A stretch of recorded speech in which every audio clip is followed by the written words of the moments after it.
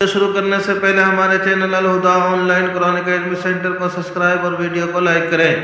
بسم اللہ الرحمن الرحیم۔ اسلامی تاریخ غزوہ موتا۔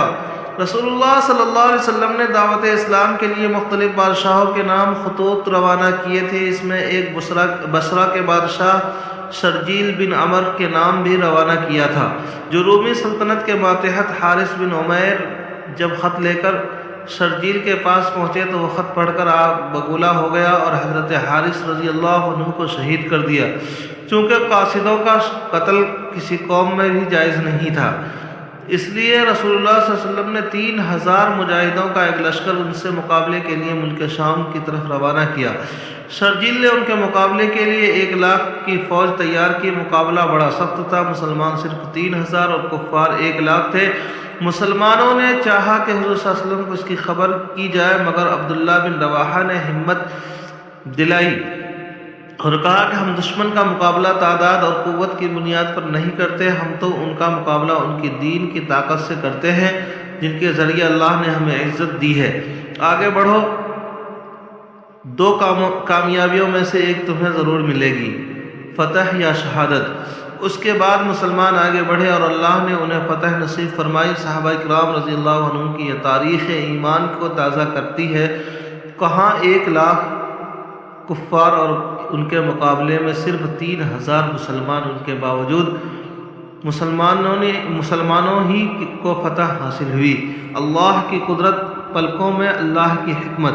آنکھوں کی حفاظت کے لیے اللہ تعالیٰ نے پلکوں کی شکل میں بہترین 2 نازک پردے بنائے ہیں۔ آنکھوں کی حفاظت کے علاوہ یہ پلکیں چہرے کی حسن و زینت میں اضافہ کرتی ہے، اسی لیے ان کے بالوں کو ایک انداز پر رکھا ہے، نہ زیادہ بڑا کہ آنکھوں کو تکلیف ہو اور نہ زیادہ چھوٹا کہ آنکھوں کے لیے نقصان دہ ہو۔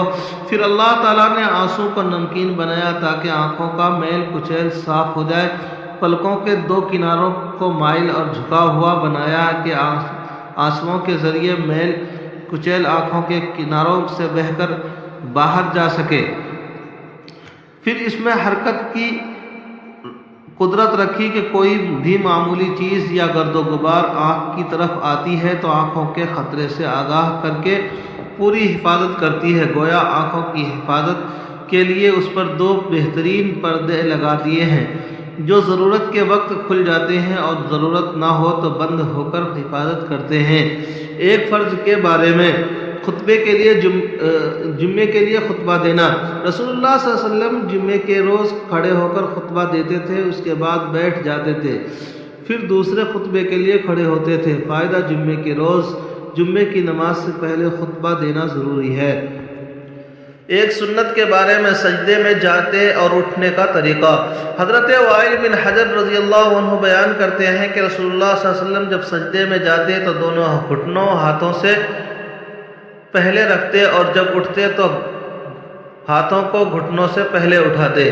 ایک اہم عمل کی فضیلت: لوگوں سے حسن سلوک کرنا۔ رسول اللہ صلی اللہ علیہ وسلم نے فرمایا، مخلوق ساری کی ساری اللہ کا کنبہ ہے، پس اللہ تعالیٰ کو وہ شخص بہت محبوب ہے جو اس کے کنبے کے ساتھ احسان کرے۔